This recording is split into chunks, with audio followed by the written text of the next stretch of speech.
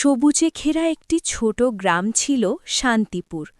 গ্রামের মাঝখান দিয়ে বয়ে গেছে একটি সরু নদী, যার পানি ছিল একদম স্বচ্ছ।